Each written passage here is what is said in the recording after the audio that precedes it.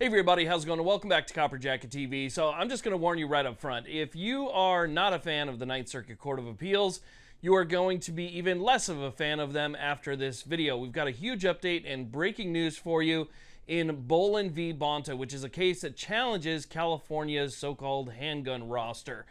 We got a big win in that case. There was an appeal and some stuff happened. It went up to the Ninth Circuit Court of Appeals, and that's what we're going to be talking about today, an order that just came down, so stay tuned.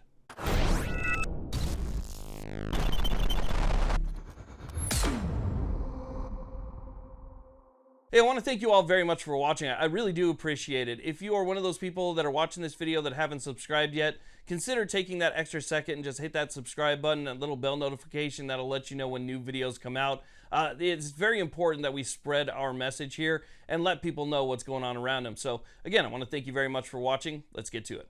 Okay, so let's go ahead and talk about what's going on here. So there's a couple different lawsuits in the state of California that are challenging the roster. Boland v. Bonta is one of those. Now, in my opinion, the roster is absolutely one of the worst laws in the entire state. It's basically a list of approved arms that the state of California says are safe enough for you to have.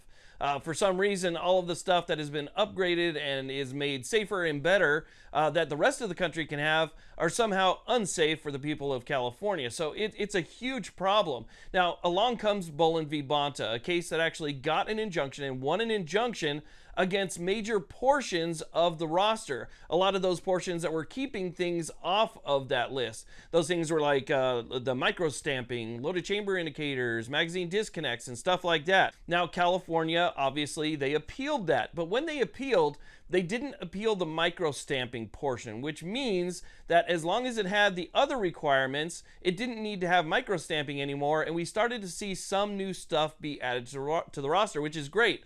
But we still needed those other things overturned. So Boland v. Bonta has been sitting before the Ninth Circuit Court of Appeals, and we've been waiting to see what they were going to do with it. Well, we finally know what they're going to do with it, and again, it is more games and more delays and more waiting and absolutely more BS from the Ninth Circuit. I'll show you the order.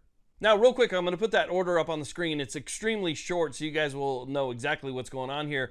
But you guys might remember that we recently talked about the case of Duncan v. Bonta. That was heard before the Ninth Circuit Court of Appeals recently. That is California's magazine ban case. That is being heard en banc by the Ninth Circuit Court of Appeals right now. Well, here's what the Ninth Circuit decided to do with Boland v. Bonta, a case, again, that we've all been waiting for. This was just filed today, March 25th, 2024, Lance Boland versus Rob Bonta, and like I said, it is extremely short.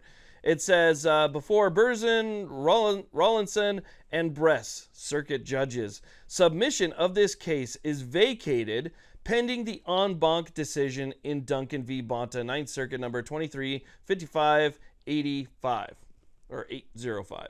So yeah, you heard that right. The Ninth Circuit Court of Appeals has once again found a way to delay another Second Amendment case. And these guys have become experts at it. I mean, if we take a look at Duncan, we take a look at Miller, we take a look at some big cases that they've seen, these cases have been back and forth from the district court level to the Ninth Circuit. Some of them have been from the Supreme Court back down to the Ninth Circuit, back down to the district court level, and back up to the Ninth Circuit again. They will find a way to delay these cases at any cost. And so basically that's what they're doing. And I don't think this is the only case that is going to see this.